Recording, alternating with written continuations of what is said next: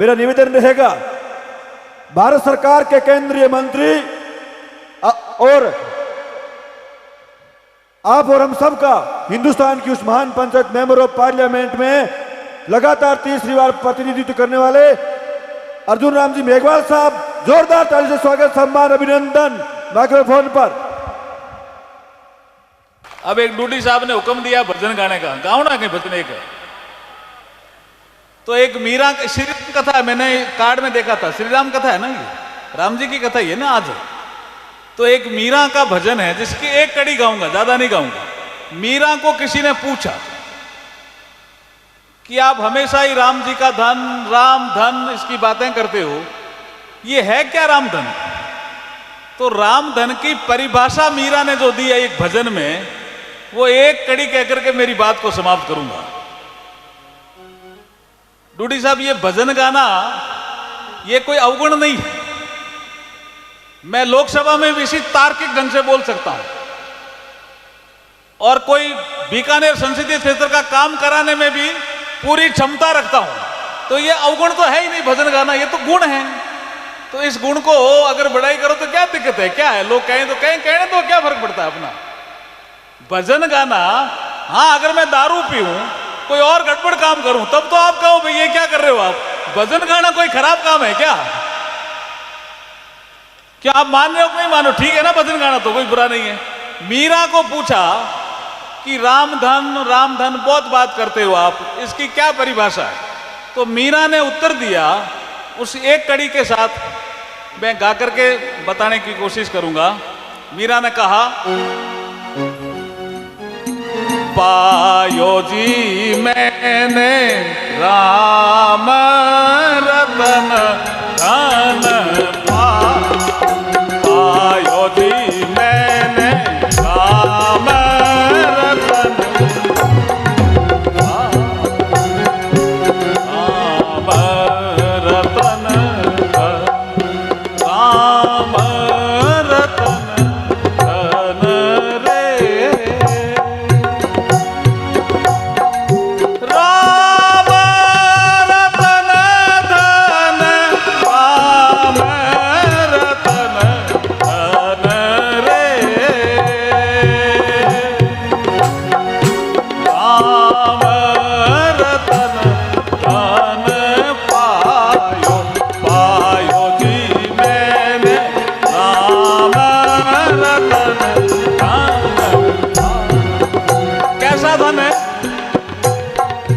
खर्चा नहीं खूटे इने जोर नहीं लूटे रे।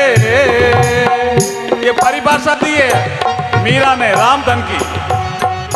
खर्चा नहीं खूटे इने जोर नहीं लूटे रे।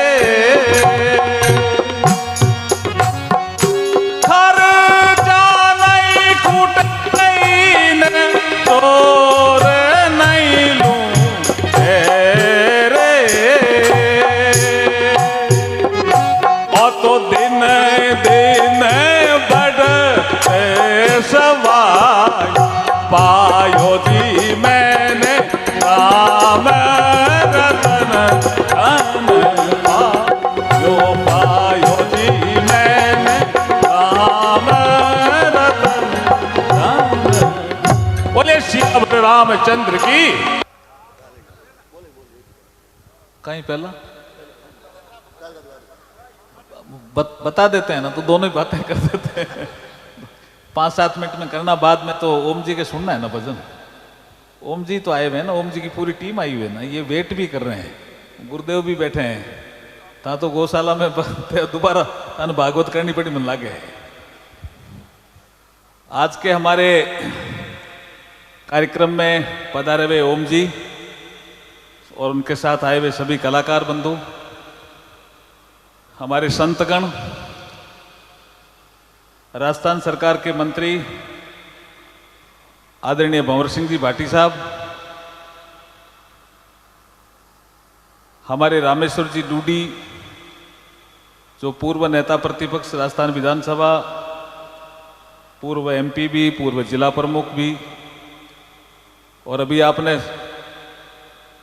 सामाजिक सुधार के नाते इनको सुना, काफ़ी सामाजिक सुधार की काफ़ी बातें इन्होंने कही।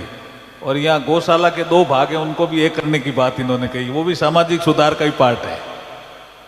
सोशल रिफॉर्मर के नाते आप बोल रहे थे। हमारे विधानसभा में आदरणीय सुमित जी गोदारा, आदरणीय बिहारी जी बिश्नोई, हमारे प्रधान प्रतिनिधि, हमारे पांचों के प्रधान, पूर्व प्रधान, कोलायत के प्रधान सेठिया जी, सम्मानित मंच और हमारे सरपंच साहब रुक जी। देखिए, मैं एक बात तो आपको कहना चाहता हूं कि हमारे जो जेसी मजूमदार साहब बैठे हैं, प्रोजेक्ट हेड एनएलसी के, इनके 5 प्रोजेक्ट है जहां तक मैं समझ पा रहा हूं, आपके प्लांट पूरे देश में है। तो जैसे डूडी साहब ने कहा या भंवर सिंह जी भाटी साहब ने कहा या सुमित जी ने कहा या बिहारी जी ने कहा, आप अपना सीएसआर फंड 500 में बराबर बांटो, जिससे किसी को भी ये नहीं हो कि एक जगह आप ज़्यादा लगा रहे हो।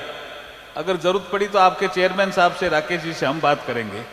और ये रेगिस्तान का एरिया है, इसलिए यहाँ ज़्यादा दो, ये एक विषय रहना चाहिए, क्योंकि वहाँ हो सकता है डेवलप्ड है, कोई कानपुर में एक प्लांट आपका मैंने देखा है, एक आपका नेवली में खुद में ही है, ऐसे आपके 5 प्लांट हैं। दूसरा, आपका एक माइंस की पॉलिसी है जिसके तहत आप गौशाला बना सकते हो।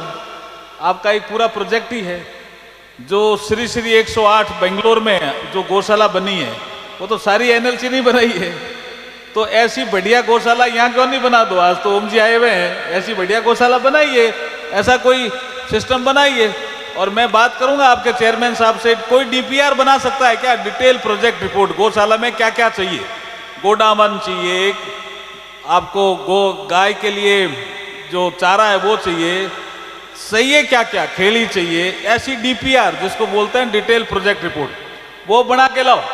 आप बना दोगे, आपकी ये गौशाला रजिस्टर्ड है, रजिस्टर्ड है, ऑडिट हो गई, साथ में ऑडिट की कॉपी लगाओ। 2 जगह से अपने को पैसा मिल सकता है। एक तो अपन एनएलसी से ले सकते हैं, एनएलसी की जो माइनिंग यूनिट है, माइनिंग, उसका एक काम है गौशाला का डेवलपमेंट करने का। मैंने चेन्नई में आपका प्रेजेंटेशन देखा है, उसमें है ये, और आपने श्री श्री 108 को दिया भी है। तो वहाँ जो गिर की गायें हैं वो भी आपके एनएलसी से दी हुई है। तो यहाँ क्यों नहीं दे सकते अपन बरसिंहसर में? यहाँ बरसिंहसर में भी दी जा सकती है।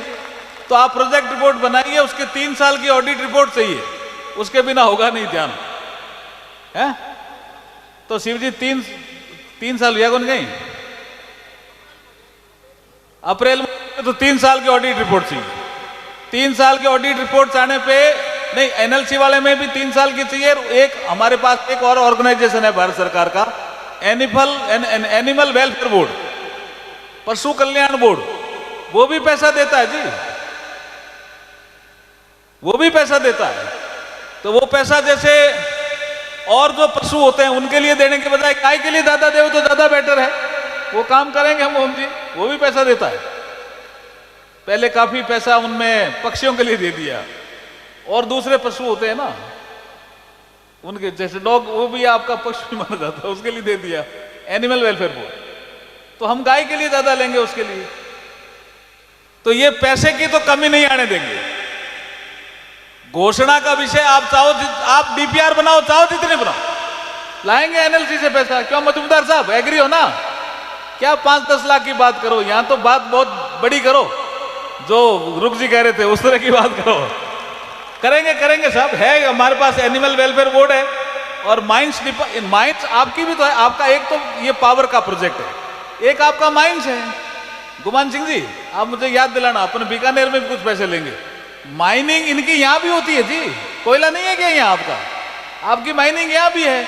तो जैसे आपने बेंगलोर में श्री श्री 108 से कांटेक्ट किया, ऐसा ही कांटेक्ट बरसिंहसर में करके इनकी गौशाला का विकास करो। ये हमारा आज का एक विषय है।